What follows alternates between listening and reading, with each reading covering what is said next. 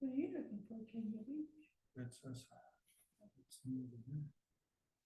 You're not in it. No. Come listen. You're too far to the side. Yeah.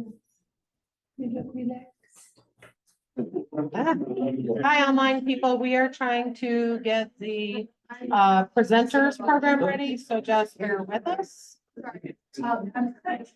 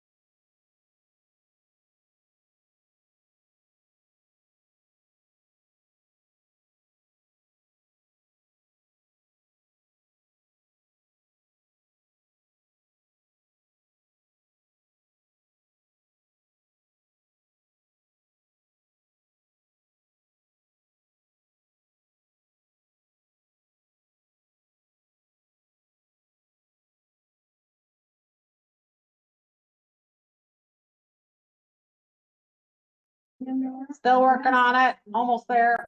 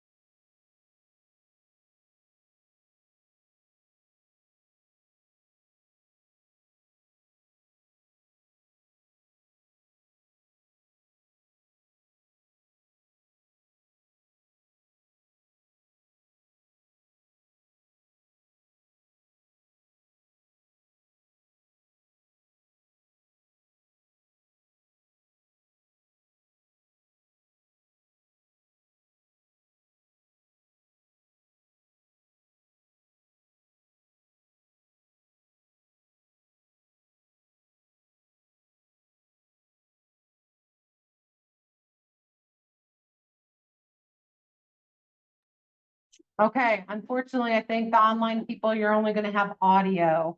So let us know if you can hear that. We'll have Tom Kratz monitoring.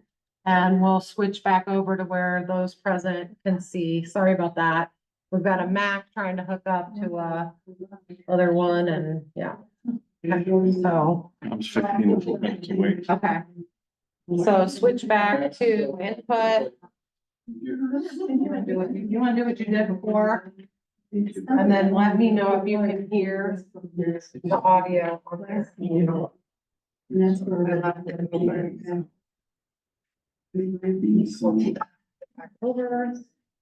Amazing. There we go. Okay. Okay, can the people online hear the audio? Will you monitor that, Tom? Yes. No, I was sitting down there, not here. So, To get from point A. What happened? okay, do you want to do welcome and who's, as long as they can hear us on there? Do welcome and what we have coming up. Just amazing. All the technical difficulties.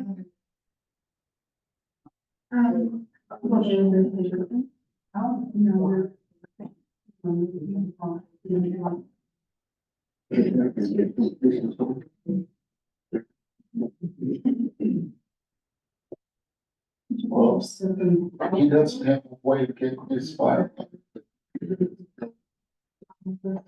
Big mine. Yeah. So we have two people online that are just gonna get audio. You guys will get video, and then maybe when Tom P gets here, he'll magically snap his techie fingers on. Maybe say, bring a USB drive, then we can get the Jim's machine. Well, Tom's already on his way. He may carry those with him, I don't know. I looked here to see if I could find one, and I couldn't, so. Good PK's, do you have PK's email that has like what's coming up and all that business? Did the online people say they can hear us? I just got. This is gonna be a, It's gonna be a fun night. yeah. Well, we'll do what's coming up in CIBA at the end. So Jim can get started with his presentation. This is Jim Wellwood. He's our state bee inspector, so don't be afraid of him. When he comes, he's gonna help you with your bees. Here, wait, I don't have PK's name tag on again, but you need to be more lively. You'd be louder. Louder. Yeah. So don't be afraid. He's here to help you with your bees, and he's gonna tell us all kinds of bee stuff. So welcome, Jim Wellwood. Hey, I've been around the block a little bit. I used to be a fireman. I used to be the guy running into the burning buildings. Now I run into your beehive and look and see what's going on and try not to get stung. So I don't like to get stung. Is there anybody here that likes to get stung?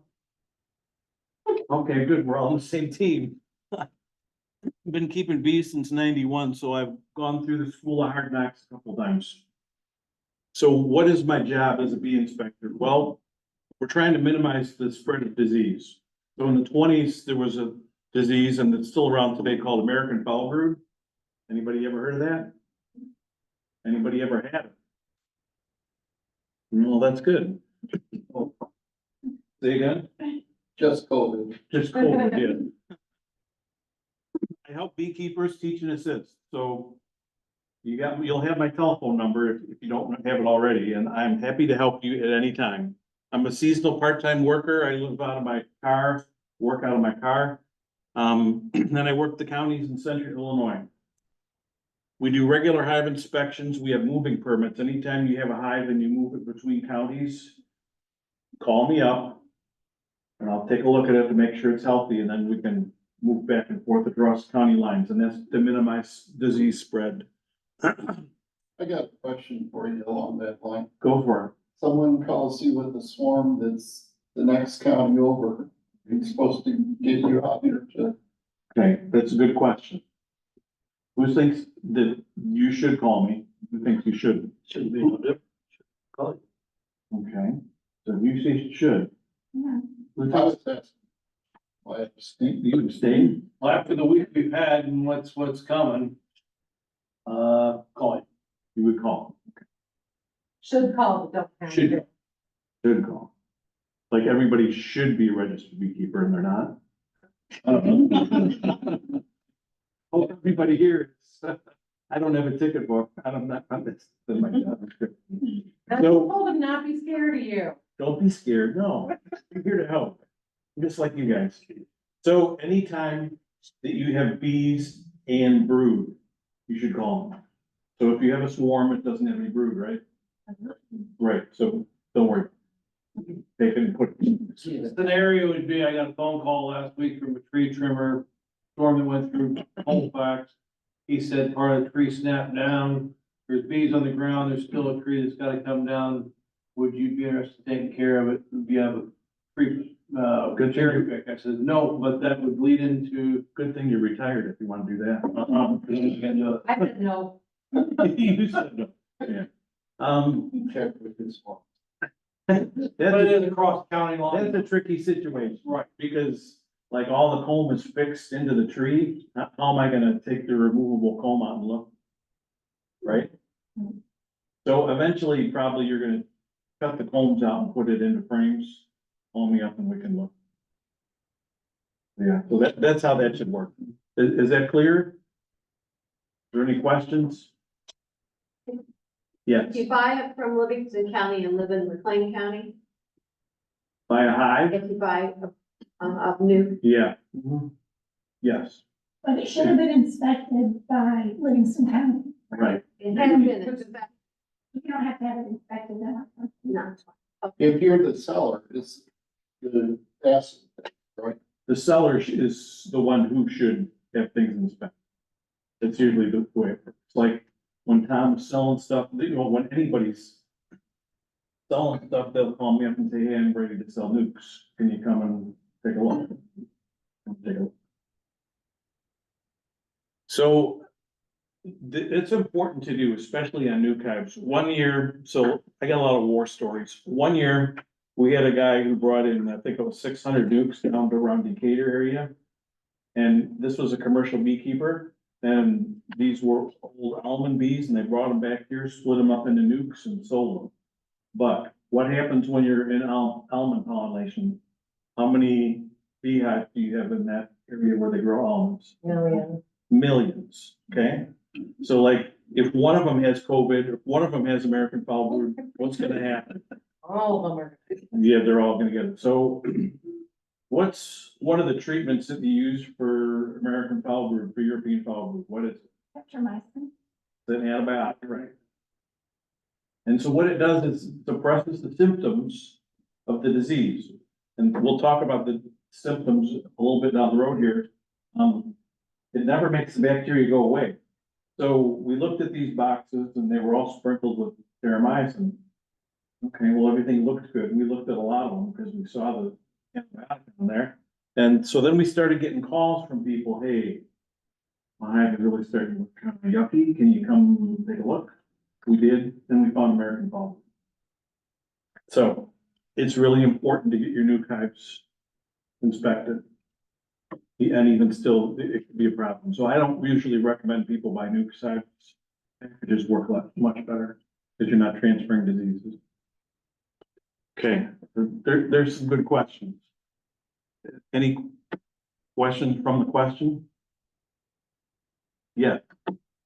We had the opportunity a week or so ago to work with we'll call it a bee tree. Mm-hmm. Tree blew down in the storm. Yep. Do you have to worry about disease and stuff in those? It's a beehive, right? And, a hive that's diseased is gonna be weak. And the way bees work is if there's a weak hive, a stronger hive is gonna go and run. So what do you think? They were not weak. Okay. But should you worry about it? Should you be observant? Yeah, definitely. Okay, this is what, 2022 looked like. We still have American foul brood. See that?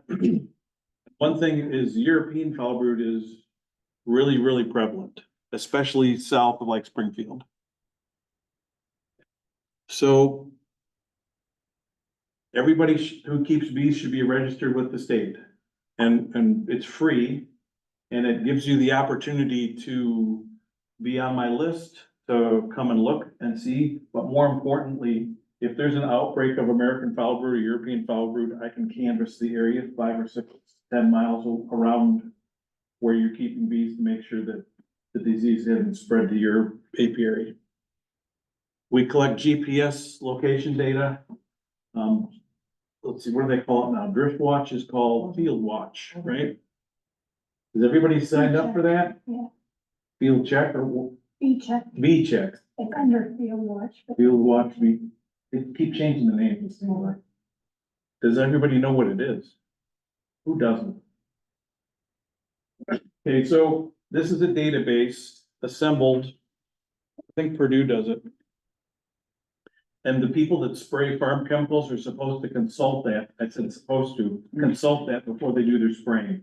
So that you can take whatever actions you wanna do to keep your bees out of the cloud, so to speak. So over the course of my beekeeping career in my house, I live out in the country, and it took a lot of talking to people about having them call me or text me before they're gonna spray. And so what I do is at night, the night before, sometime the day before they're gonna spray, they let me know.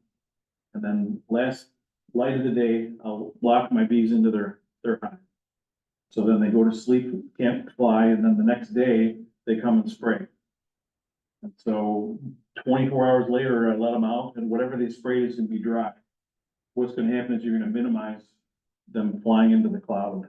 And that's about the best you're gonna do if you keep your bees out in the country. Sometimes being in town may be harder, because then you got all the ChemLawn people that are spraying to get rid of the clover that the bees are on, so that turns into a little bit tricky. How long can you leave them in their box? I've done it 2 days, I'd rather just do it 1 day. Because all the ag sprayers and the farmers, they don't talk to each other, and one guy will say one day he's gonna spray it, and then the next day somebody else is. I've done it 2 days. I don't like to do it 2 days. What's the best way to block them in at night? What do you like to use? I'd use a couple different methods. I have a solid entrance reducer that I put in. And then if you have other holes, I put duct tape over it so they can't fly. And, or you can put some kind of tarp over it. Some people have put screens on too, like screening. Like, when the bees go to almonds, they put a big, huge screen over them, like flexible window screen. Like a net, yeah. And to keep the bees in there, because as they're driving the semi down the road, there's a lot of stragglers. So those are the methods that I use. Yes, So if you're on this drip list or whatever you call it, do they have to contact you? they're supposed to. They're supposed to. They don't always. Unfortunately, in the classwork that they have to be able to spray, they hadn't even be licensed, state licensed. They don't make it a mandatory thing that they check for bees in the area. So you're gonna run into trouble. How far are you saying? How far close to you the spring? That's a really good question, because when I first started it, how far do bees fly? 3 to 5 miles? I said, yes, I'm a bee guy, I know what's going on, 5 miles, let me know. So it was great until they started calling every single day, when is spraying, when is spraying, when is spraying. So I just cut it down to a mile. It's not the best to do. So that's a really good question. Yeah. About the mosquito sprayers in town at night, or are they okay the next morning? Specifically, I don't know, but if the bees aren't flying in the cloud, that's about the best you're gonna do. That's a good question. I remember as a kid used to run up and down the street playing in the cloud. Well, there's been- Good questions. website is beecheck.org.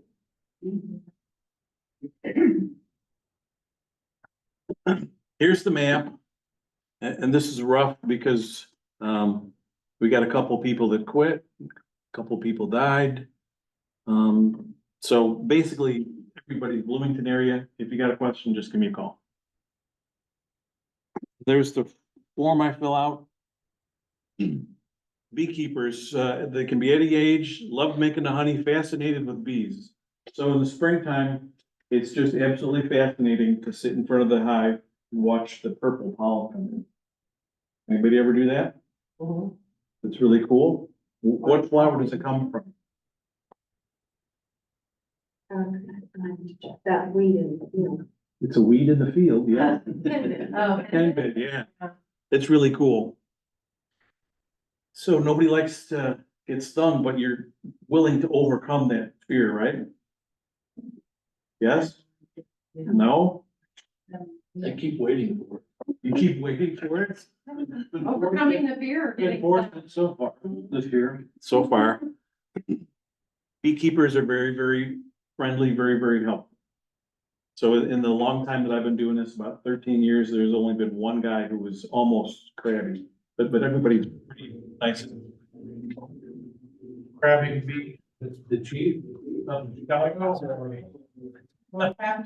Being surly, being disagreeable, not a nice person.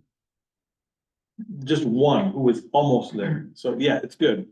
So the things that I learned in the 90s about beekeeping have changed significantly. So you always need to be thinking and learning and doing research. But if you ask 10 beekeepers a question, how many different answers do you get?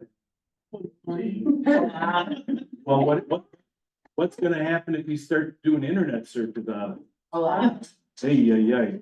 Some of the information is just false. Others of it doesn't apply for our area, so you just gotta be careful. And then the bees don't read the books. They just don't. So the bees that we're keeping are from Europe, 20 to 50,000 a hive.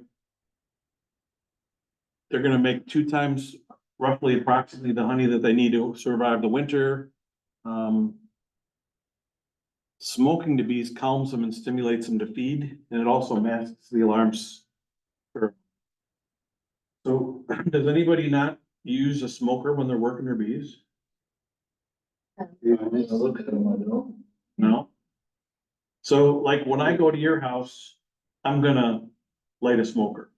Because it's like, when you see a dog walking down the street and it's barking at you, is it a friendly dog or is it an ugly dog? It depends, you don't know. I know when I go in, so I'm gonna have the smoker. So it's a tool that I use. And you can too. It's livestock. These are livestock. Now, who'd have thunk that? So there's analogies between keeping cows and keeping bees. They need management. You can't just take the bees and throw them in there and say, hey, they're good. You gotta get out there and look at them. Well, then that's part of the fun too. So cows have bedding, bees have foundation, feed. The protein source is what? Pollen. What's carbohydrate? Nectar. The nectar of the honey, right? There's reproduction and don't neglect them. Okay, so we're talking about inspection. When to inspect, how often, preparing, opening the hive and what to do. Records. So the preferred days would be on a warm sunny day. And why is that? Because they're out foraging. They're out foraging. Those cold rainy days, they're gonna be grumpy and I'll let you know. They're let you know it. The fewest bees are gonna be in the hive during the heart of the day. Avoid the rainy and cold days. I don't always have that luxury. I remember specifically one day I could see the storm clouds on the horizon, but I had, some hive to look into. It was not fun. So talk about the school of hard knocks, yeah. Bees can sting through my suit and through my shirt. And if you're looking at bees at night, or if you have to move them for pollination or something, The bee stinger is about that long, as soon as the sun goes down.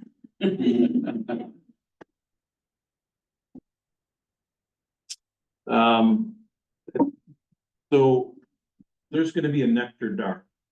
Does everybody know what that means? Who doesn't know what a nectar dart is? Nectar dart would be like when there's no plants blooming, that the bees can get nectar. So if you went to the food store and there was no food on the shelves, but say one carton of milk, and you had 10 people going for that carton of milk, right? People be fighting for it maybe. Well, the bees are kind of the same way. They have their bank account filled with honey and they're gonna protect it. So when you get a nectar dart, it's gonna be interesting too. How often to inspect? Well, sometimes life gets in the way of beekeeping, right? Graduation, whatever you got going. 7 to 10 days is good, especially this time of year when the bees are apt to be swarming. Swarm season is basically between May and July, but that doesn't mean it's not gonna happen on either side of that. Because the bees don't read the book. And every season is different, how your forage comes and when it comes in bloom. Too frequent inspections can make the bees irritable and it could cause them to say they want to go someplace else. So prepare yourself, especially like the last weeks when it's been hot. Hydrate yourself. Wear whatever protective equipment you are comfortable wearing. So if you go to a group hive opening and there's some guy who has on nothing and he's like Mr. Joe Beekeeper and just doing whatever, that's him. Let him do that. If you don't want to do it, don't feel intimidated by putting on a full suit. So if I come to your house and look at your apiary, I'm gonna be in a full suit with rubber gloves and looking at the bees. So, you know, it's like dress however you feel comfortable. It's a good idea to have a Benadryl or EpiPen in case you turn up, you have a reaction to the stings. Light the smoker. Another way that people sometimes calm their bees is they'll spray them with sugar water. Does anybody do that? Yeah, have you done that? Yeah, it works. I especially do that when I'm installing a pack of bees so they don't fly away. That's another story. So when I come and inspect your bees, because I'm in so many different hives, I'm gonna have the hive's tools cleaned. I'm gonna put them in bleach. There should be no wax on my tools. If there is, it's gonna be heated up with a torch. So I use the propane torches that have a, what do you call them? We push in the clicks. Igniter. Yeah, igniter. Is it piezoelectric? Is that it? Yeah. Something like that? Yeah, okay. They're really, really, really handy for a lot of different things you do in the beekeeping business. So I use that to warm up my tool, to scald it, and then I'll put it on the ground, do that, and then I've got to try to pick it up like hot potato and put it in my pocket and use it, so it's kind of fun. Has anybody ever eaten bananas and then go to work their bees? No? What's the trouble with that? Anybody know? Oh, like the pheromones. You got it. So when the bees sting, they let out a scent. It's called a pheromone. And it smells a little bit like bananas. So if the bees are smelling bananas, they may think that somebody's stinging. So the way it works when you get a sting, the pheromone's released and then some of the other kamikazes are coming back behind to help. So a school of hard knocks. I was putting my wet honey supers back on my hive. And I got one sting on my cat, and then everybody else came to sting too. And so then my cat swelled up to about twice the size that it was. So yeah, that's why you would also light a smoker. If you get stung there, you can take the smoke and then that confuses the scent a little bit. So if you don't use a smoker, reconsider that. Have a plan. So Bee health is boiled down into nutrition, that's what kind of nectar's coming in, avoiding the spray, varroa reduction, and we're not talking much about varroa. Having healthy guts. Do people here buy used equipment? Don't raise your hand. I'm just gonna suggest that maybe you shouldn't buy used equipment because disease is harbored in that. Genetic diversity is important, especially in a queen, to make sure you have enough diversity that she's productive and prolific. Yeah, okay. So we're gonna be looking for diseases, we're gonna be looking at this queen, see how she's doing. We're gonna look at the brood nest. Look to see if the bees are bringing in nectar, see if you have enough room for stores, your honey supers, see what kind of capped honey, and then roughly what you wanna do next week. So this is a lot to keep track of, right? Do people, well, let's start out, who's got a beehive? So everybody's hand should be up in there. Okay, everybody's got a beehive, at least one? Between. When you said A, B, I thought At least one, at least one. Okay, no, we got a number. Okay, who's got 5 or more? Keep your hand up. Five or more? 10 or more? How many you got this week? Good question. 10 or more? 20 or more? Maybe 21. Maybe 20. Okay, so everybody's basically 10 or less. Right? Mostly, except for the overachievers.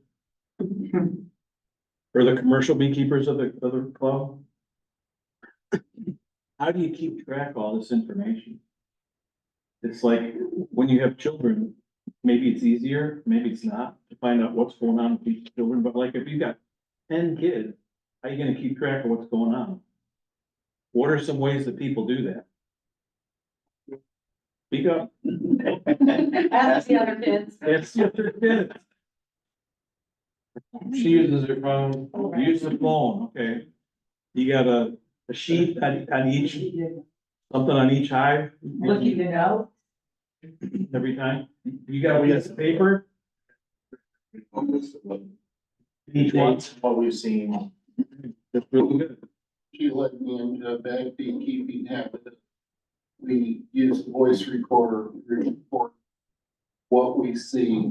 And then we transfer that down to an Excel spreadsheet with the new sheet for each day that we've got a new workbook for each hive. So if I examine it today, there's a tab at the bottom that says that date. Why is that bad? What? Why is that bad? Because, Oh. It's probably too detailed. actually, it's not that. It would actually works out to my advantage, because if you got 20 hives and I don't get through all the hives in a day. So I'll go through, I'll do my recordings. The next morning, I sit down with my cup of coffee and I listen to it and enter, hive. A has Blah, blah, blah. a lot of brood, and I might be able to steal from that, and I know which frame numbers to take to put over the. That's very detailed. Wow. She's framed. I just know the naughty one. We got paper and we got paper / voice recording. What else? I do my notes on my phone, but I primarily only do it on the ones that are not perfect. So if they're perfect, great. Just the perfect ones, you're just clouding your mind with information that you don't need, right? Okay. But if you see that you have 8 frames of brood in that perfect, Mhm. you might keep that as the note of what frames you want to bring. She balances them out. Yeah, I do all the time, because that's what Tom said. See, then you know what one's for. Okay. Does anybody else have a method? It's the Marlon Hirschberger method, I write on the lid, because I'm too dumb to keep track of My favorite. phones and. Yeah, 'cause he can read your lid when he comes. Yeah, so what he's talking about is getting a Sharpie pen. And taking your Sharpie pen and write whatever kind of notations you wanna make on there. The date you're in there, it's Queen right.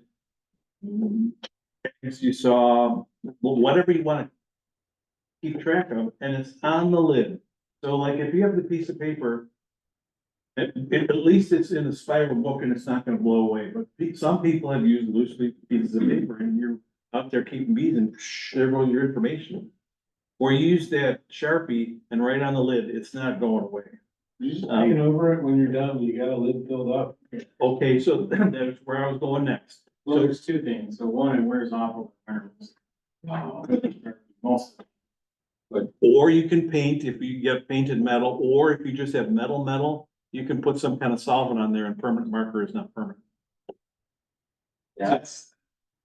I should say, on our breeding stock, we now label that with ear tags, so we have cattle tags, like, or inch on the ear.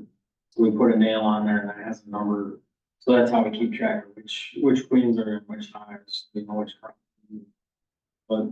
He's keeping track of a lot more hives than 10. It's all, the day-to-day stuff.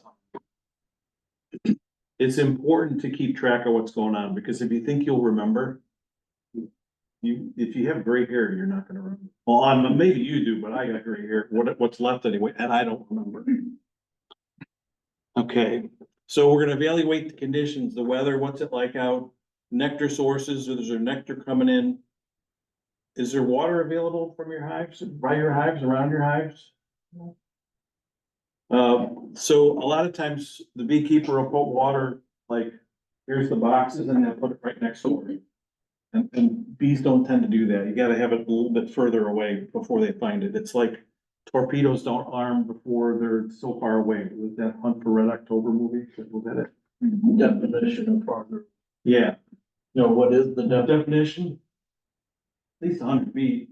Okay. Experiment. They get. Got mine probably from here to that door. Yeah, that doesn't work. So like at my house, I live out in the country and I put a big, from a 55 gallon drum underneath one of my metal roofs so that when it rained, it filled up with water. And I didn't ever have to fill it all summer.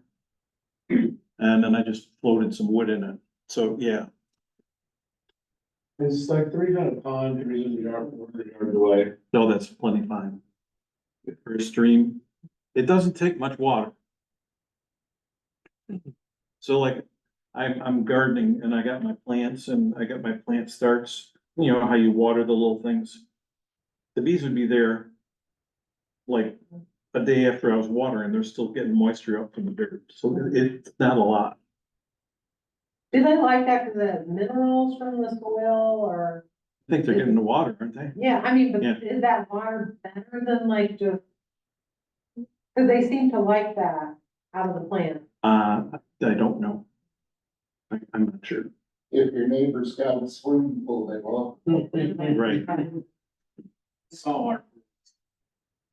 Especially if you're in town, that's gonna be the quickest way to make your neighbors unhappy neighbors. So for sure, if you're keeping who's keeping bees in town? Everybody else is in the country? Is there anybody that's not keeping bees and is just learning? Well, okay, that's good.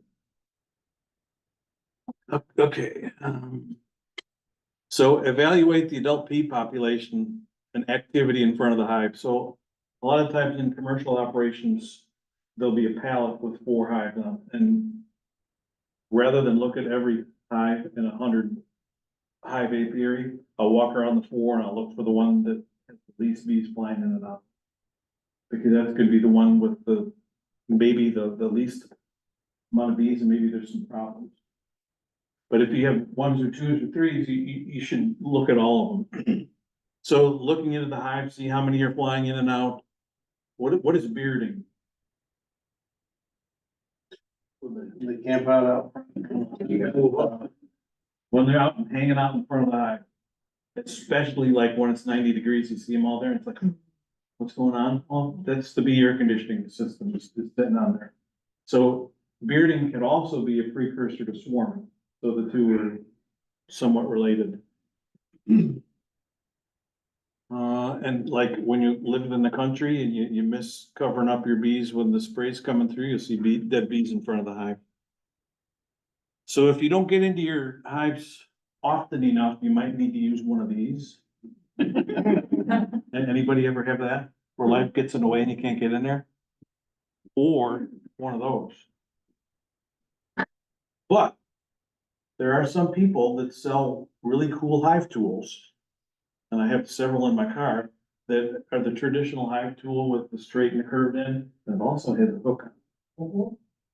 And so those are the ones you should get. Those work the best. They work really, really good. So checking your hive. Approach it from the rear. Why?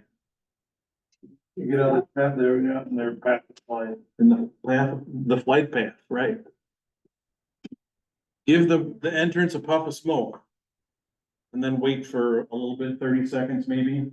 That just lets them know that, hey, something's going on here. They're not gonna maybe be as aggressive.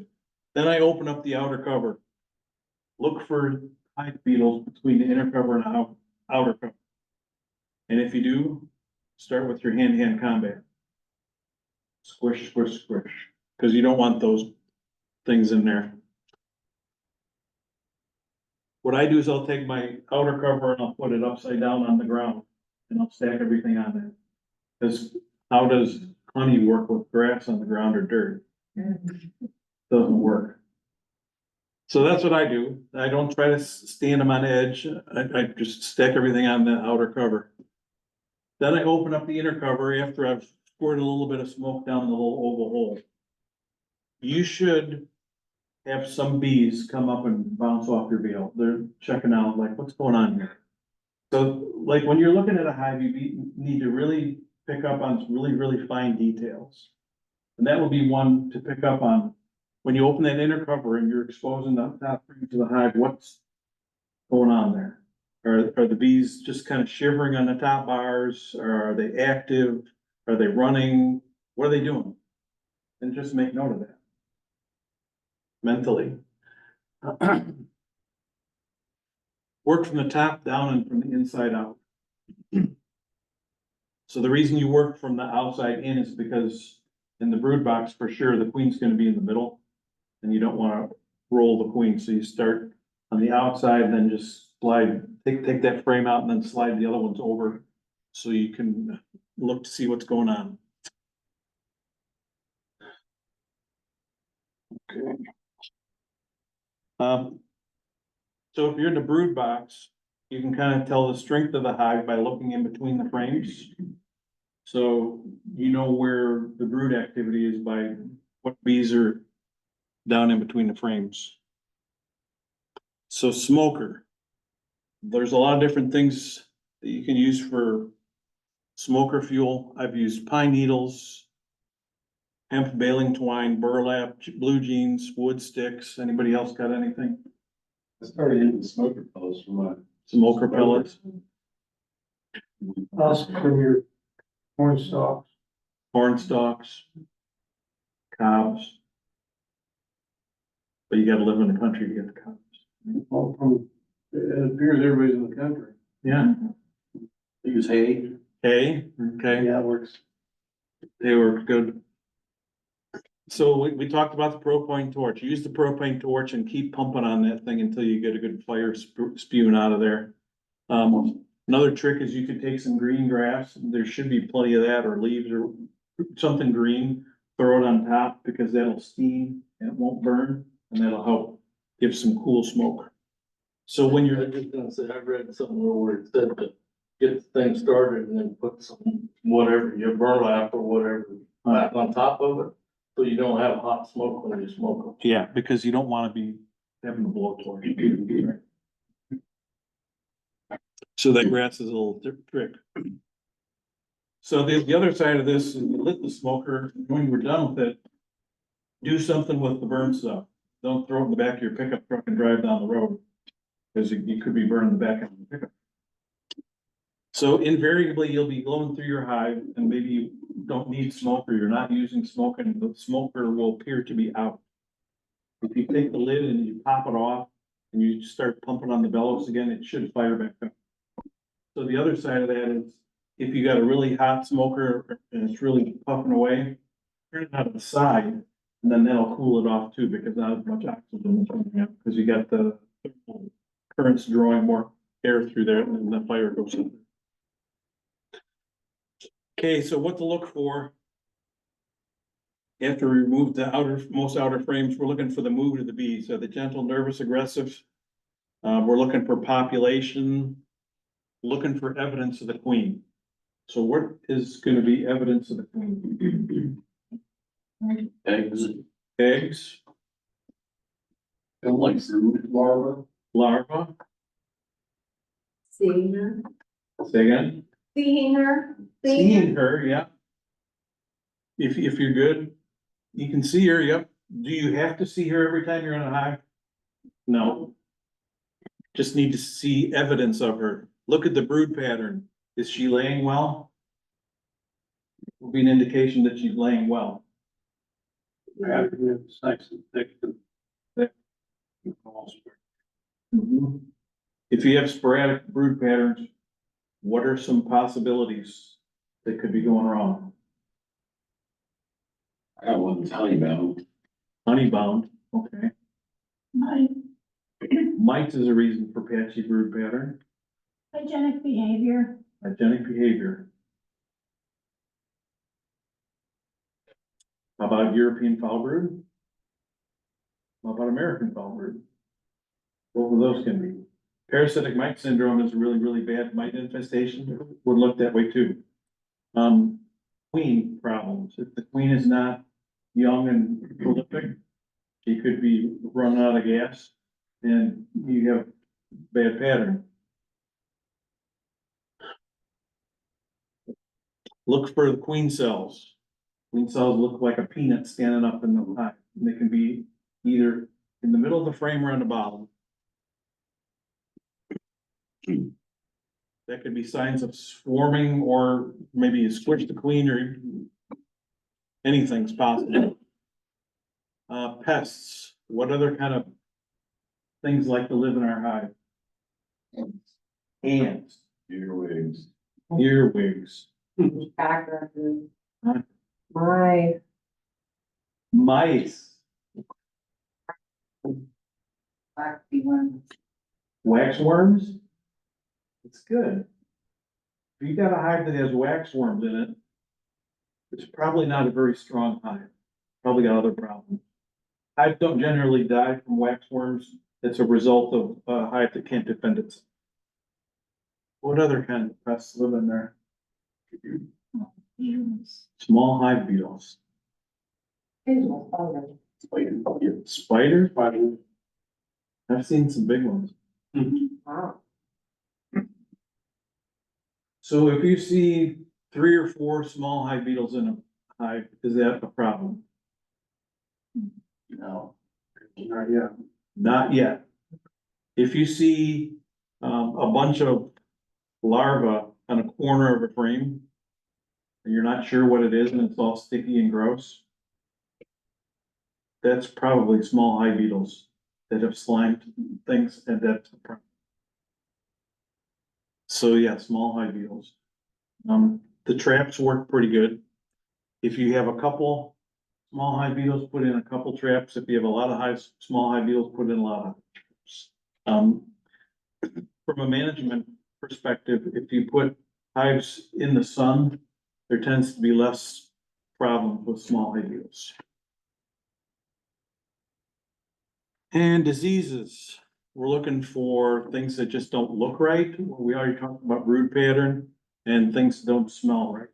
American foul brood sometimes smells like stinky socks. Sometimes you'll see, especially early spring, a lot of bee poop on. Yeah. I got some pictures. Yeah, no semen is one. Okay, so here's a brood frame. What do we think on this? Who says this is a good one? Raise your hand. The caption does. It's good. Who thinks that this is a bad one? And the presenter doesn't know what he's talking about. Okay, thanks for the vote of confidence. It's not every cell, but it's pretty close. Generally, you know that there's gonna be honey here, maybe some pollen, right? So what about here? What's going on there? Songbird. What's going on there? Drones. They're gonna hatch, yeah. Do we need drones in a hive? Yes and no. Okay, I like that answer. So if you have a queen she's mated and she's in this hive and she's doing all this business, you don't need drones. Because the drones are just there if they need to mate a new virgin queen. So these are just like the in case. See over here, this is maybe hard to see. There's a queen cup. So who's never seen a queen cell in their hive? Anybody? We know what queen cells are, okay. So that looks pretty good. I can also tell you that that frame has been around the block. It's pretty old. I can tell a couple different reasons. The comb is dark and that wood is really well used. I'm a proponent of using 3 to 5 year old foundation because everything bad is held into the wax. You can't really clean it up. So if you live in town and you got Chemlon and the bees get Chemlon on them and they do make it back, it's gonna wind up in the wax. If you live out in the country and they're spraying Roundup and they can make it back, they're gonna get that in there. And everything affects the queen, whether or not she's really viable and really healthy and really giving us good brood patterns.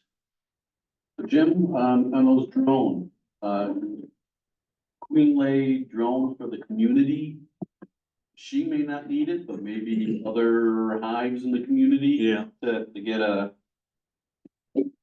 mating Yeah. site going. Mm-hmm. Yep, just in case, that's just nature.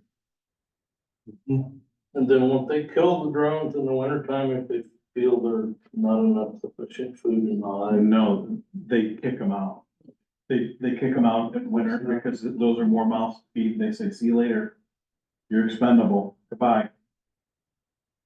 It's all over. Do you recommend getting new frames every 3 to 5 years?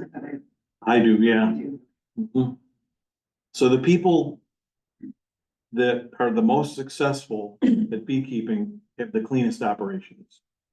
So like, if anybody knows anything about confinement hog operations where they put a lot of pigs into a small space and they feed them, then they turn them into bacon in 6 months.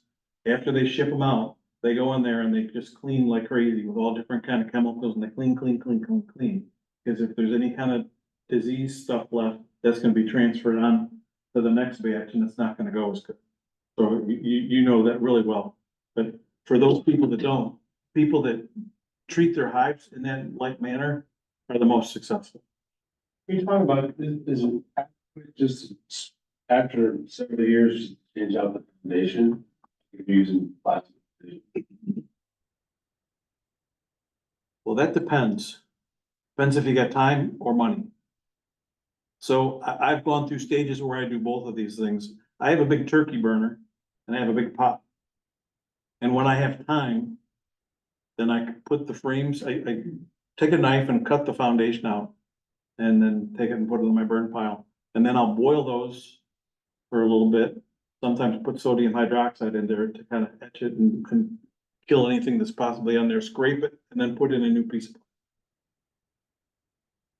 That's what I do. But then also, if you don't have time to do that, there's a guy up in Minooka who'll sell you brand new frames.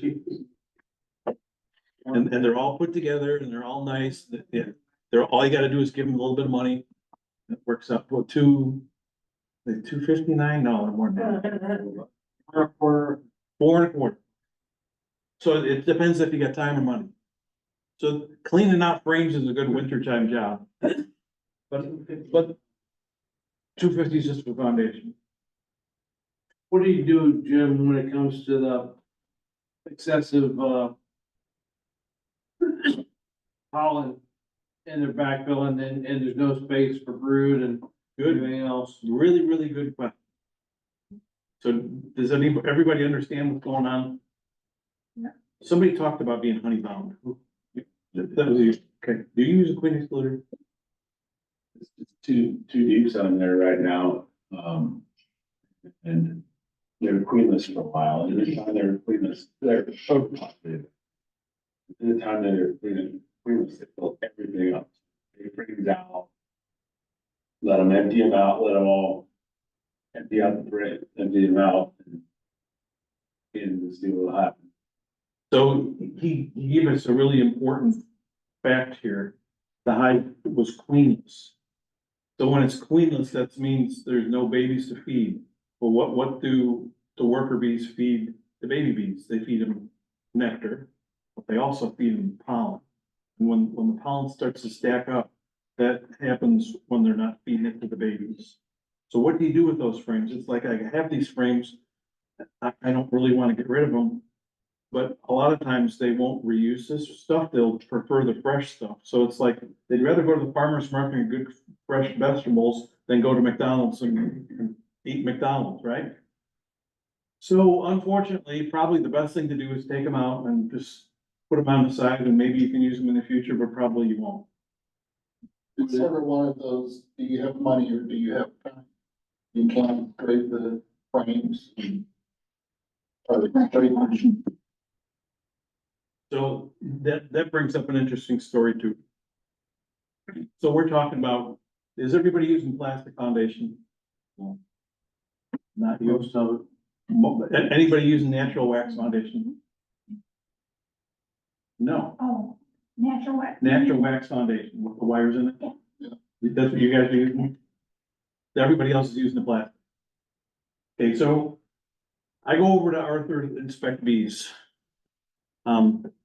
Beekeepers are, well, at least me, I'm super cheap. And I have Scottish heritage, so like, I try to make Abraham Lincoln sing. And a lot of times he does. It doesn't make my wife happy, but he does. So this Amish guy over there, he was trying to be cheap and he has plastic foundation and he ran into something similar to what we're talking about, build up pollen. And so what he did was he took his hive tool, I'm gonna scrape it off and they're gonna reuse it. So I went up in this guy's boxes with this hive. So there's probably 4 or 5 deep boxes on there. And I start looking through in our 10-frame equipment, I'm looking like 2 frames in this box, 3 frames in this box, 1 here. Well, they scraped all the wax off it and the bees don't like to reuse the plastic. Natural beeswax is a better foundation system, but for the bees to take to it, but when you put when you put wax on the plastic foundation, they take to it just fine. So just scraping the stuff off and trying to encourage them to use it again doesn't really go over so well. Now you can take a paintbrush and try to paint wax on there, capping wax, nice, fresh, clean wax. But then we're going back to a time versus money thing. $2.59 versus how much time for wax, blah, blah, blah, blah. Just go up the road to Minook and he's happy to help you out. Okay. So I did the natural beeswax foundation with embedding wires and it was a lot of work. If you boil the frames, scrape them out good, and slap a new piece of plastic in, it can happen pretty quick. Hey, Jim. Yeah. I think she was kind of curious for you to describe what honey bound means. Yeah, thank you for bringing me back. Okay. How many people use squeeze excluders here? Quite a few. They're good and bad for this reason. So honey bound means, especially when you're using a queen excluder, there's no room underneath in the brood nest, underneath the queen excluder for the queen to lay eggs. When they sense that there's no room, what do the bees do? Bye-bye, see you later. So that happens all the time. So it can be because there's too much honey down there. It can be because there's frames with pollen down there. It can be any amount of reason. If you started out your package of bees and you got 10 frames and life got in the way and it's full of honey and eggs and pollen and everything, there's no more room. See you later, they're gonna fly away and swarm. So honey bound can be all honey down there, it can be anything, but everything's full. So it can be below the queen excluder, above the queen excluder, etc. Does that answer your question, whoever had that one? Can you explain that in pollen bound? Pollen bound, like we talked about, when the queen goes bad or you're not raising babies, you're not feeding that pollen, so it tends to pack and stack up on frames. Like I just saw a hive the other day where there was 20 frames in the brood nest and probably 18 of them were full of pollen. So the queen can't lay, the hive's gonna dwindle and it's gonna swarm. So for that reason, I don't like to use queen excluders. Because if life gets in the way of beekeeping and you can't get in there often enough to make sure that there's enough room in the brood nest and that there's enough boxes to put honey in, you're gonna save yourself the price of your nuclear package. We like to, leave the queen excluder out until they get putting some in the. If the queen starts laying up in the super, get her back down, and then we put the excluder in.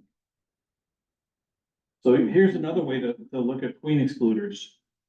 If you really are adamant about using one, use it until you've got one super of honey all capped. And leave that and use that as your queen excluder, because the queen's not gonna walk across capped honey and lay up. Now, if you're taking the box up and you're looking around and she gets up there, well, that's another story.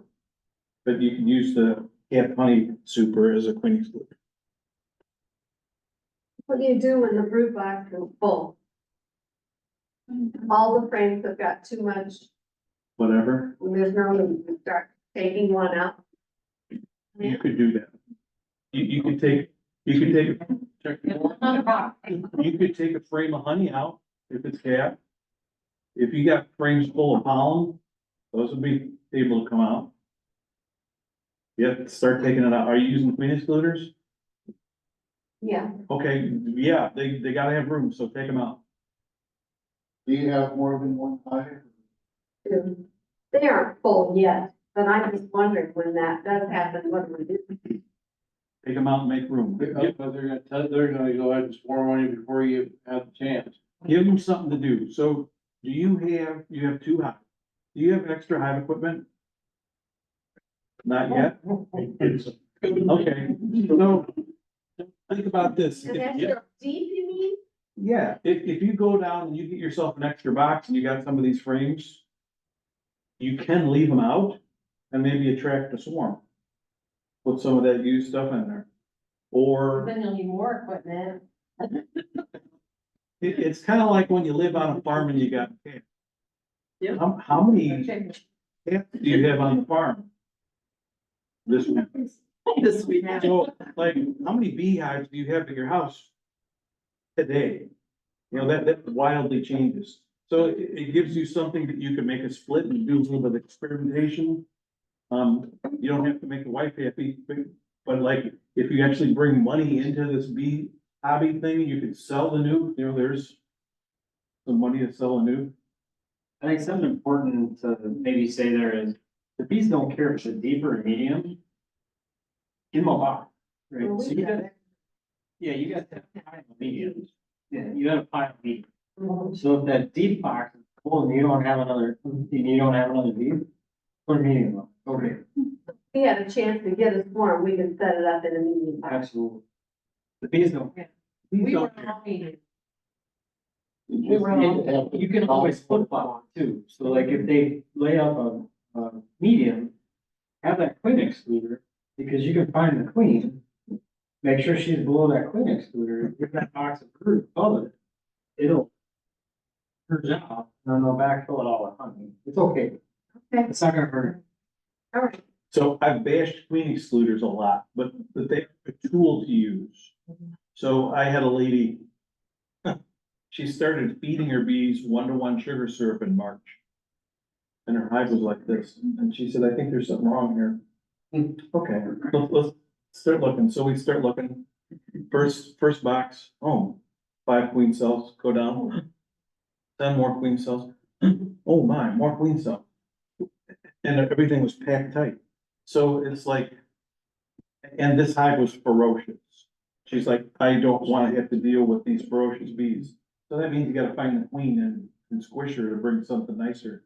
So she had like 4 queen excluders, and we put them between each box and waited for a little while. And then we came back and looked, well, there's no eggs here, queen's not here, none here. Oh, there's where she had that. And that made it a lot easier to find her. So queen excluder is a good tool, but I just don't like to use them. How did you know she was in that one box? So, eggs and very small. So when you put just to make sure everybody gets this right, so when she put the queen excluders in there, how long did she leave? It was about a week. Cause any of the other boxes that had eggs, they would be week-old larvae versus looking for eggs and very young. But in March, isn't that a little bit early to, you let It's them way- make the queen? Way early, yes. So, you know, either, if you're gonna squish that queen, you're probably gonna wanna be finding someone that's send you a red queen to put in. There was some other circumstances in there, but that's just the general gist of the story. Okay. Hey, Jim, I'm sorry, not to harp on the pollen bound, but there's a lot of new folks here, so Okay. like, what is too much pollen? Like, where should they have concern versus the bees are good, just hammer down versus there's a problem and maybe I have too much pollen. Okay, let's go back to the. Generally, the way it works is the food's on the outside and the brood is on the inside. So in these hives that I saw yesterday, and probably, were you the one that had all the pollen in your hive? Honey, your honey bomb. What they had done, because for whatever reason, they put pollen all in here. It was like totally full. And it wasn't on one frame. It was on like 18 of them. So generally you want to see some pollen around here because it's just more convenient for the worker bees to feed the larvae here to have the food here. Because the foragers will hand off the food to the house bees. The house bees will pack it away where they're gonna, close to where they're gonna use it. So too much would be frames and frames and frames of honey, of pollen like that in the hive, in the brood. Does that help clarify? I think so, does that help new folks? If you have 2 hives and you have a problem with one hive, like too much pollen, but can you put some in the other hive? Yeah. I don't think I would use pollen. I think if I had too much pollen in one hive, I would just take the frame. That's what I would do. Would you do different? You just gotta put eyes on the queen. So find the queen, that way you don't make a mistake and put queen from one hive in the other hive, and then you lose her. So if you put eyes, or a nuke or something on the side and then cherry pick through your frames and move them, just balance everybody out, that's okay. Or you can take the frames and knock them off and put all the bees in there, just take the frame. Yeah, Cindy says they, well, as your Well, that's what I say, that's not what we do. But that's what Tom says. Yeah, I try, but You but can- you can- someone, my co-beekeeper doesn't like it when I say just burn this spring pollen. You're never gonna use this again. Oh, Beekeeper. And he's like, "Good." She'll have a stack of stuff to burn, but then she won't be as eager to put in her order from a nunk, and I'm like, we got problems, we gotta have equipment. It's inventory control. Yeah. You don't have that on your spreadsheet on your computer? Somebody wants 10 knives and somebody. I was gonna say, they're like, oh, right there. Okay, black foundation makes it easier to find eggs down in the bottom of the hole. Does everybody know that? Game changer, That is- right there. There's what we're looking, when you see something like that, you're good. So going back. So going back to how much is too much pollen? If you see one frame and it's blah, blah, blah, whatever that is. Don't try to judge a hive by one frame. Look at more than one frame, maybe even 2 or 3 or 4, before you make a diagnosis. So if you see one frame that's totally packed with pollen, maybe it's okay. Maybe it's not. Look at a couple more frames and see what else you see in there. So if you got one frame that has a real crappy brood pattern, okay, well, this is crummy, but look for a couple more and see what it looks like. A lot of times you can diagnose a hive by one frame, but not necessarily all the time. Don't be afraid to take more frames up and see what's going on. Okay, so why is this good? Okay, so for me, I'm looking at this, this is pretty fresh comb. It's not dark and discolored. What I see is there's a lot of good brood pattern in here. There's different stages of larval development with maybe even that's an egg. I can't tell for sure, but this is really old larva. It's getting ready to stretch out and get a coating of wax over that. And then here's one that's probably 4 or 5. This one would be too old for them to make a queen of. So in looking at that frame, that's why that's a good frame. Plus anybody, the guy who put this together said it's a healthy frame, so it must be, right? They're nice and wet too. They're wet. Yeah. What are they wet with? Food. Royal jelly. So royal jelly is something that all the bees have, but the queen just has a diet strictly of royal jelly. Have you ever tasted royal jelly? No. Anybody? What does it taste like? I don't know how I describe it. I taste it when we graft queens. Oh, So the grafting tool after each one, I'll lick it off, and if it's sour, I know I smashed the larva, and if it's sweet, then I know I didn't. That's a marlin. it's got a lot of good ones. Not me either. Mhm. Okay. Now here's something. This is a good picture. So what is it? Is it a laying worker or a bad queen? See the pattern? It's crummy. Can't really see in the cells. But look at the size of the brood pattern. Is it big? No. So what does it look like? Are those worker cells or the drone cells? Looks like Drone. To me, that looks like a frame that all the workers have hatched out, and that's the drones that are left because it takes them longer. So the queen I can't tell if there's eggs in there, so it's possible that the queen could have backfilled it with eggs. Or it could be, looks like there could be eggs. or it could be a frame that was put above a big excluder she can't get to, and that's just the end of the, So there's actually larva there. there's a lot of larvae in here. is, okay, so yes, Okay. See, all of these cells that we see here, they're sticking out. yeah, they're drones. They're drones. Okay. So if you got something like this, and it's not just on one frame, Who thinks you got a bad queen? Raise your hand. Who thinks it's laying worker? Who thinks, It's normal, think it's normal? yeah. If you see this on more than one frame, do you think it's normal? You get patches of drones, I don't, you don't. I might disagree with you. With all the larvae there, It's hard to tell like how many cells that I think is probably. Yeah.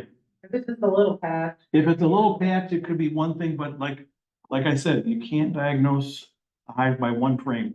If you see So- that on every frame, you know. then Exactly. Then laying worker, that's a whole talk in and of itself. You don't wanna have that. So just to recap, the difference between a laying worker, what am I gonna see versus a drone layer? Well, that's gonna be hard to figure, cause if you got a drone layer, if you got a queen that's teetering out, she's just laying drones, but, So I'll have one larva versus many larvae. It's one egg versus many eggs. that can happen too. So if that frame has larvae in it, to me, that is a good queen. What kind And of if you larvae? got a good queen, you're not Well- gonna have laying workers. Do you want to have a brood pattern like this? Or do you wanna have one like that? Yes, still do something because that's older and Drones, Yeah. I think a patch of drones is normal. A patch of drones is normal, yes. So like, right here, Yeah. there is a patch of the drones. Right. Right? So can we adequately diagnose this beyond a shadow of a doubt, it's one way or another? You have more than one frame. Is this a sign, could this be a sign of either a laying worker or a queen run out of It'd gas? be a drone layer, yeah. Okay, so what's a laying worker? How do you get there? A laying worker is, when the queen isn't there anymore, she gets squished, whatever, she's not there, and then one of the workers or several of the workers start to lay.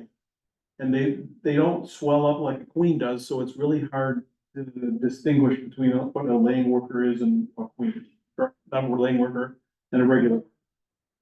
So that makes them a little bit hard to diagnose what's going on and see, cause you can't see the The laying worker. reason they become laying workers is because the queen pheromone is not there anymore to suppress their laying. So for Mhm. people, the queen controls the pheromone in the hive, and if she's gone, right, then the workers will start to lay, and then the rest of the hive thinks they have a queen.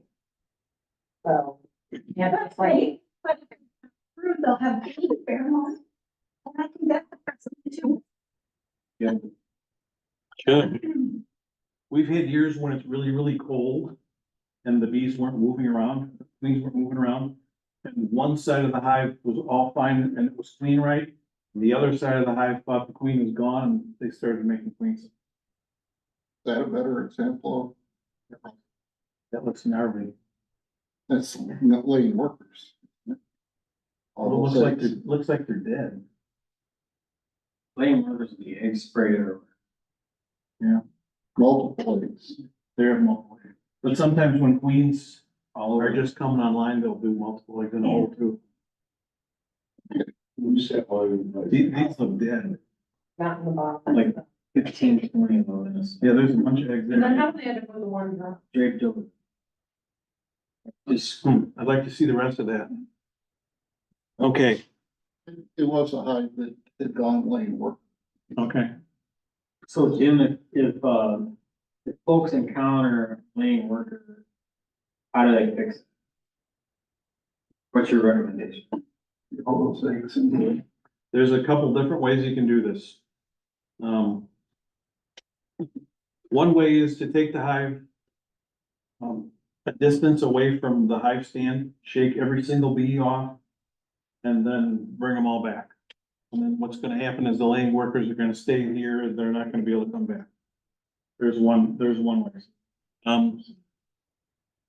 Another way would be to get some open larvae and put that in there and wait and see if they turn that into queen cell, like young eggs to do that. That would be a way. If you just take a regular queen and put it in there, they'll probably kill it because they think they have a queen based on the laying workers. The last way would be to take the frames in the laying worker hive and just bring them over to other queen right hives and then have them absorbed into that. What about the drone layer, the queen that went kaput? Do they have to do anything special besides like the swapping that queen? Say again now. What about the queen that ran out of gas? The queen that ran out of gas, you gotta squish her. Find her and squish her. Because she will probably kill whatever other queen you bring into there or tear down queens. And the issue with that is, if she's playing drones, there's nothing they can make it queen from. Right, So you exactly, gotta, right, you gotta exactly. force. Yeah, queens are made from, worker eggs, larvae. Okay, American foul brood. You probably won't see this, but you may. Look at the brood pattern, it's really crummy, right? We've talked about crummy brood patterns. See, there's a toothpick there that's been dipped into, a larva. And you may not be able to see this, but there's like some roping here. Looks like a spaghetti noodle from there to there. That's the classic sign of it. Smell, we talked a little bit about that before. If you look in the bottom of the cells, you'll see, melted larva. That's actually a larva. It's not white, pearly white. There's uncapped cells here. The house bees can tell that the larva in there is dead and they're trying to take it out and overcome the infection. Some of these cells are domed in, they're not flush like the usual ones. Perforated cappings, that's another sign. European and American foul brood have very similar symptoms. The one dies at a different time than the other though. Bees over in Europe get American foul brood as well, or is it? That's good. It's an exchange program.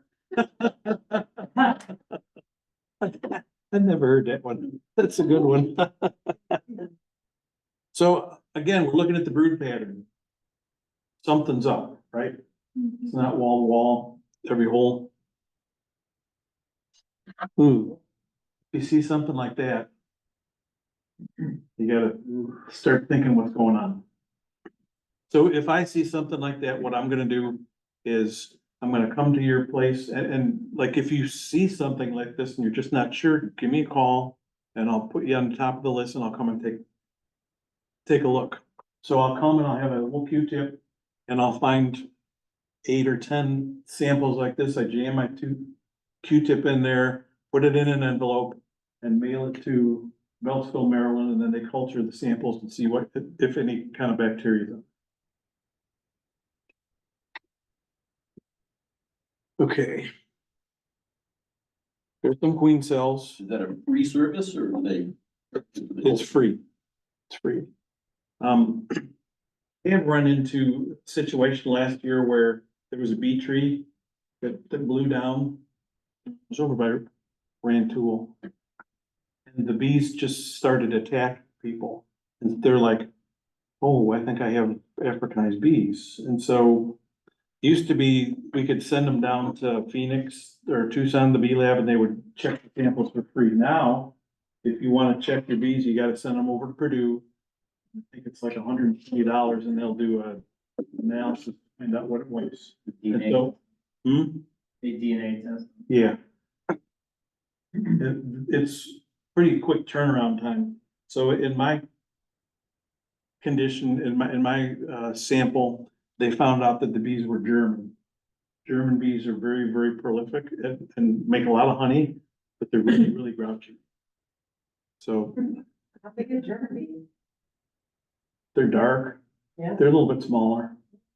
People don't keep them. Yeah. Because like, if you think a grumpy hive is no fun, they're like even worse. Yeah. Okay, queen cells. Varroa. Who doesn't know anything about Varroa? You don't, that's like a whole talk in and of itself. It's a little tiny mite that attaches itself to the bee. It sucks on the fat body of the bee, and that's where the bee has its immune system, it regulates hormones, it detoxifies pesticides, it is involved in storing nutrients, and it totally screws it up. Leaves an open wound. Prior to the varroa mite, which came in the nineties, beekeeping was strictly hands-off, but now because it's here, we have to keep that at bay. And if you have high levels, you could have brood patterns that look crummy like this. So what I've experienced is if you have a brood pattern like this and it's not American, it's not European foul brood, it's parasitic mite syndrome. You can see inside the holes with the dead larvae, you can actually see the varroa in there because the varroa has chewed on the larva and it's actually died. And when you roll the frame back and forth, those larvae tend to slide around into the hole where the sticky ones that are dead from European and American foul brood, they tend to stay still. Okay. I don't want to talk much about mites, except that the mite sampling plastic jar, it's got a yellow lid and a basket in it. People know what those are? Easy check. Yeah, I got one in the car, I got two in the car. Mite check. Become familiar with how to use those, because that lets you know how many mites you have. So in the beekeeping, your mite control should start in January or February using oxalic acid on a nice day. You should check your levels before the honey supers are on to make sure that they're down to good levels between 1 and 3 mites per 100. And then as soon as you take the honey supers off around Labor Day, Labor Day's 1st of September, right? I get Memorial Day and Labor Day. Wait, no. September 1st, take your honey supers off and then immediately start first taking a sample, see what your mite levels are, and then second treating for mite.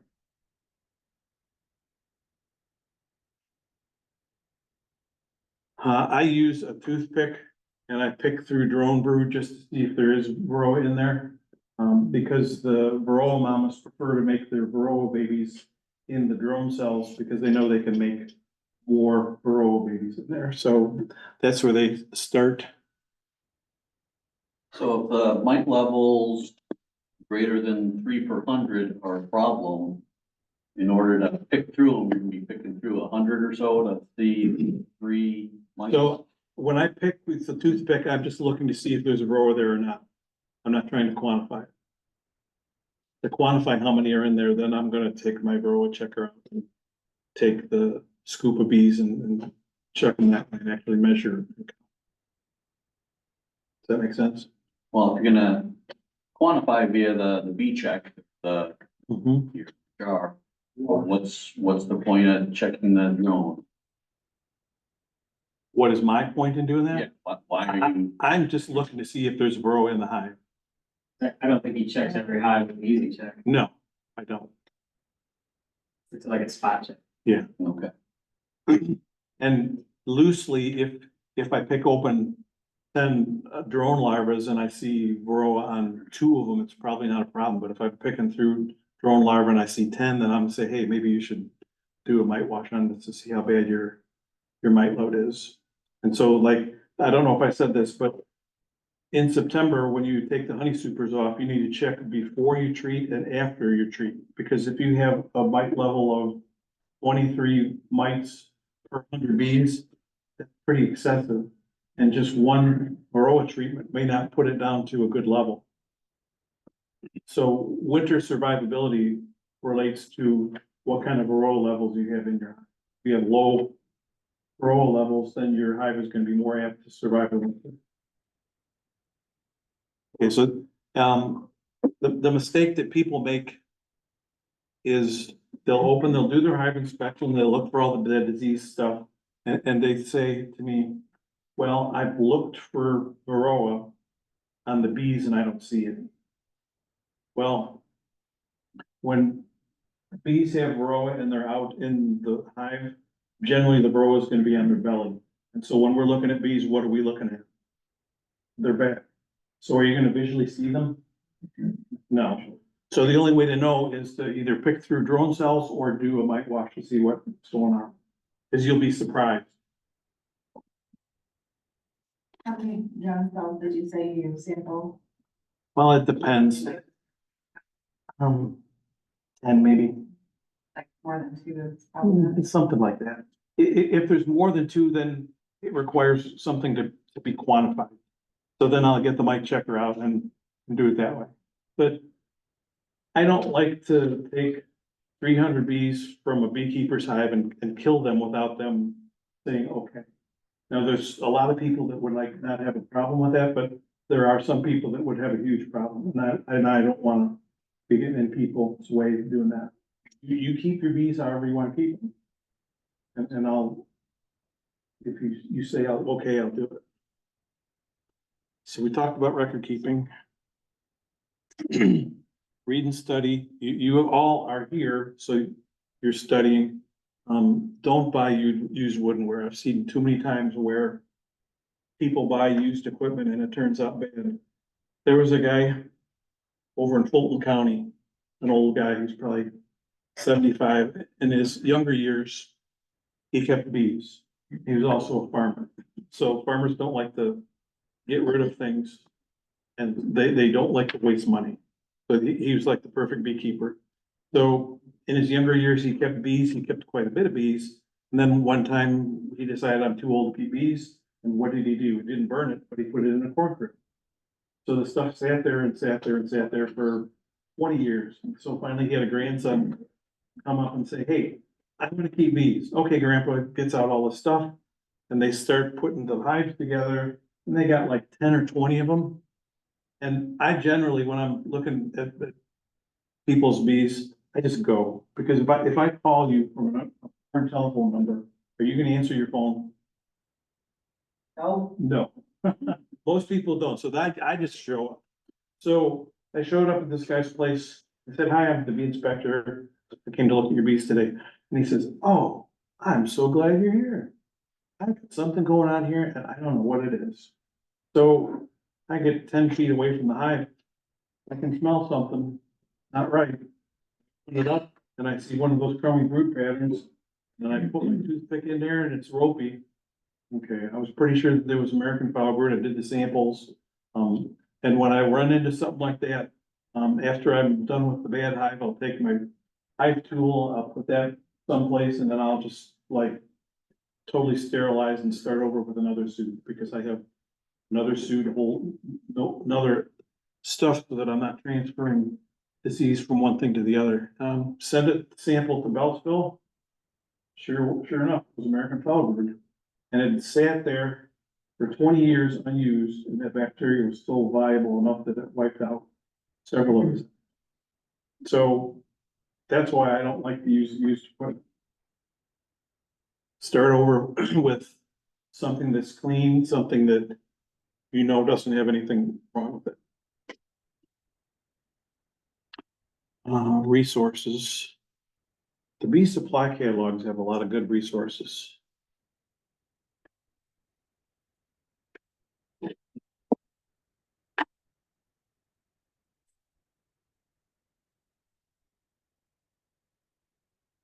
Anybody here of On the Spot Queen Rearing by Melvin Disselcohen?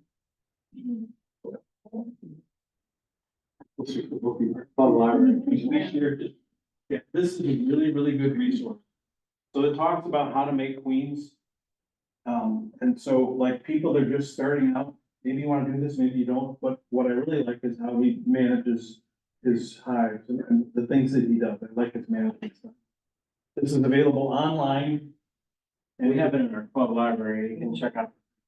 You can check it out for free. It's available online. This guy's a barber, but he's pretty good. He's getting to be old now. I wouldn't go out of my way to listen to him talk, but I would buy his book. That's $80 you'll spend. Right here, yep. Okay.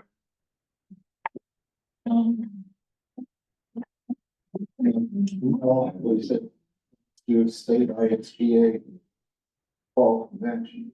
Another book that I like is A Guide to Honeybees and Their Maladies. This is Penn State.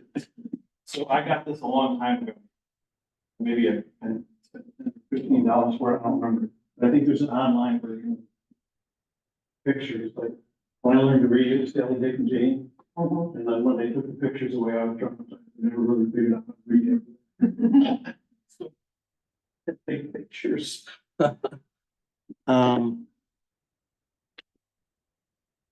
got a good one for you next time, Jim. Remind me, I watch a copy. It's a University of Gall disease guide. Oh, cool. Okay, resources. We already talked about the internet. Just be careful how you use it. Bounce what you find on the internet off of somebody, and there's plenty of people here with lots of years of experience. I know you got a lot of experience. I know you and your co-beekeeper got a lot of experience. You guys got experience. I'm not sure on the rest, if you do too. Bounce it off. You go to a club meeting and say, hey, what do you think about this? What do you think about that? How do you do this? How do you do that? You know, there's as many different ways to keep bees as there are bees in your hive. So don't just because he does it this way, think you have to do it that way. You can do it that way or the other way. You can do whatever you want. Another good thing that's coming up is this fall, the state ISBA meeting will have these major Georgia beekeeper. And then also, Jamie Ellis from University of Florida, so He's one of the largest bees, entomology departments in the world. he's really good. So when I was looking, And if you're a member of this club, you are automatically a member of my State Beekeepers Association because part of your dues here goes to them. So take advantage of it. There was a conference last Saturday that was really good. in Effingham, Yeah, in Effingham. So November 9th in Springfield. so when I was looking for a place to check my genetics on the crazy bees, the University of Florida was the second place I was gonna go. Purdue was, ended up going. Sometimes you can find people in academia to talk to about bees or problems, but they're kind of hard to get. And sometimes the answers you get may not be too down to earth, like nuts and bolts type thing. Can't think of the guy's name. There's one guy. There's my contact information. I can't think of the name of the entomologist over at U of I, who's pretty good. But like the other ones are, no. Adam Dozel. Yeah. He's really good, nuts and bolts guy to talk to. We actually, did a survey for him, the bee inspectors. We collected samples and checked for mites, and he was doing a research project on that. He's good to talk to. So like a lot of times people text me or call me with problems. The guy that called me, he wanted to make a split and he wasn't sure what to do, so I coached him through it on the phone. A lot of times people will send me pictures of something. Hey, what does this look like? And I'll respond to those a lot.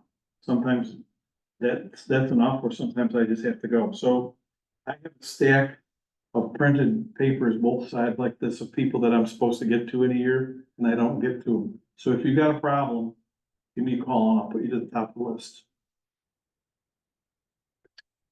Likes fresh baked goods. I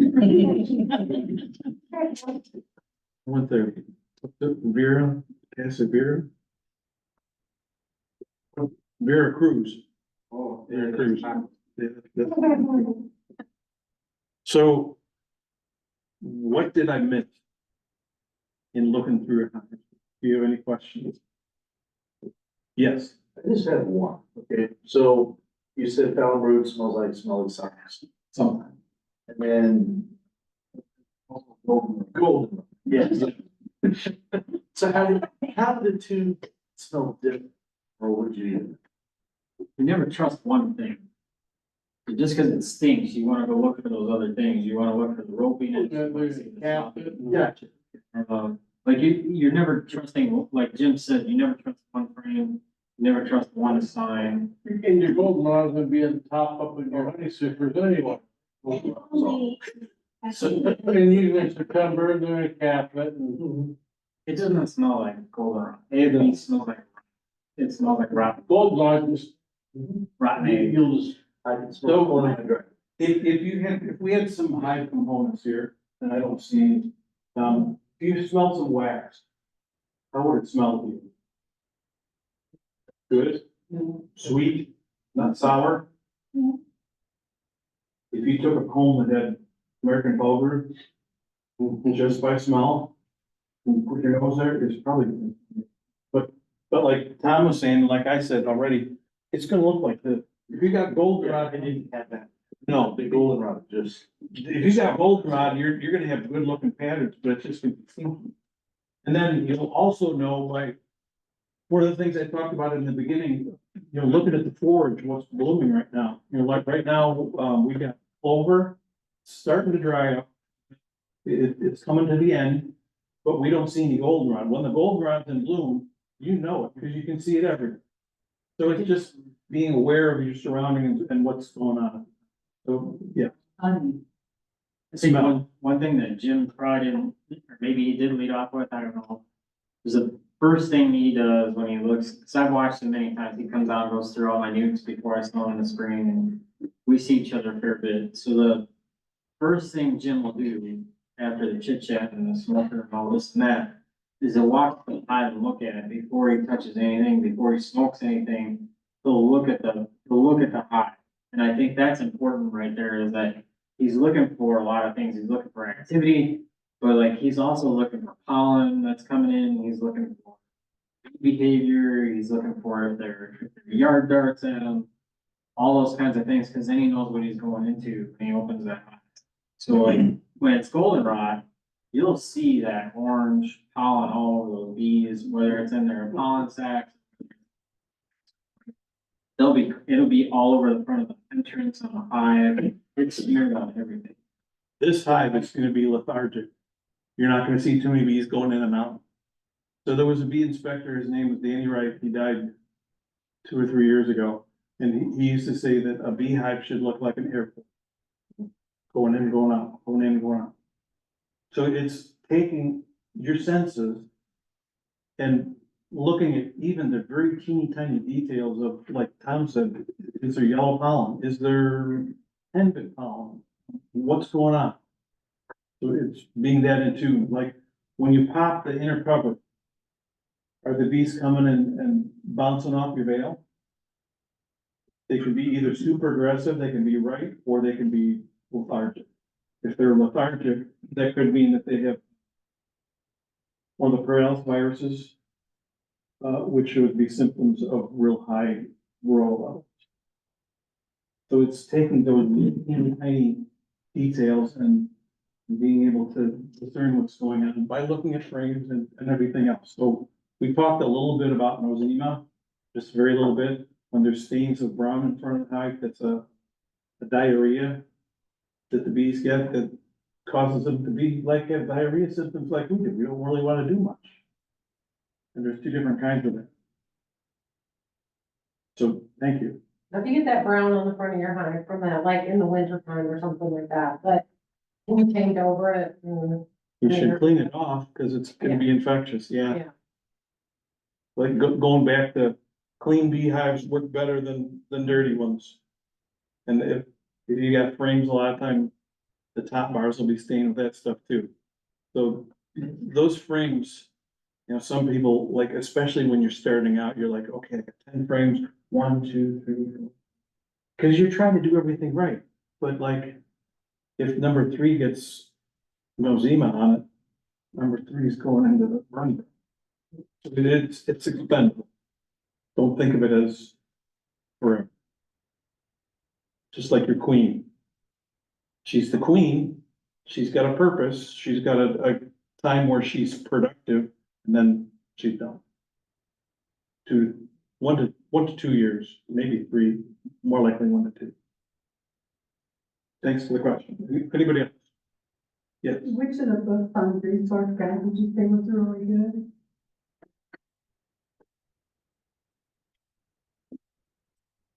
And so.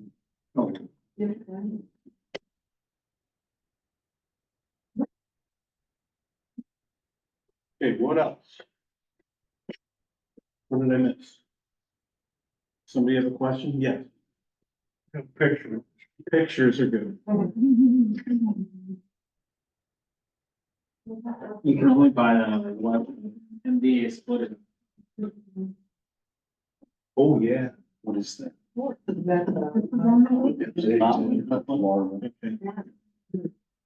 Can we pass this around her? Okay. Can you lock this? This is the iPhone. Yeah. Lock it to the hook tape. Do that. I know. I took it to Tom. Okay, so he's got a picture. From my house. I like plastic foundation a lot. I use it, promote it 100%. But sometimes there's not enough wax on there. And sometimes when you're starting out with foundation, the bees are gonna do what the bees are gonna do. And so he's got a picture where bees didn't affix the wax on the piece of plastic. They fixed it like creatively on their own. So like, what are you gonna do with that? You can just pass it. So I tend to cut that stuff off because that's gonna be a problem getting in and out real easy because as soon as there's cat brood on there, it's gonna be a mess and it's gonna wipe it out and it's just a mess. You can get your queen stuck under there. Yeah, and you got 2 stories, you can't see what's going on the other side, so it's good to get into your hive once a week, so that if you see that kind of stuff, you just cut it off and start over. So if they do it again, maybe you take that piece of foundation and you get that wax that you cut off of there, heat it up and paint it back on the foundation, maybe they'll turn out better. Just do me a favor, find your queen first before you go smashing Just need to destroy all those eggs and. it. She likes to hide underneath. Yeah. If you're short bees, just find your queen, move that above and exclude. And let it emerge. If you're short bees, like in the beginning of the spring, I want bees, so we'll move it above the excluder and then let it emerge out, and you can scrape it off and everything. Here's another trick. So we talked about bee trees, right? Who's ever done bee trees? Raise your hand. Who's gonna do bee trees again? Yeah. It's a fun thing that you do once. You let someone else do it. So what they do is they take the foam out of there, they'll cut it into pieces about the size of the frame, and they'll put like postal rubber bands and hold it in there till the bees draw it out, hopefully to the wood, and then it can be removable. So you can do that with all the things in there, and then like Tom said, put it so it hatches and then move it along. Pay a certain amount of attention to what side's up. Yeah. So there'll be a slope. You can hit that one. That one picture where the Drones. yeah, they were drones. They were pupa. They were like this. Just put it in the same position that it was in. So does that answer your question? So there's things you can do. And like, if you got a little spectrum like this, rip it off and put it in your melt bucket. Good question. The milk bucket. Melt. Melt bucket for So wax. take like an ice cream tub with you when you're working your bees. Oh, yeah. Any extra milk, throw that in the bucket. And Yeah. Snap a lid on.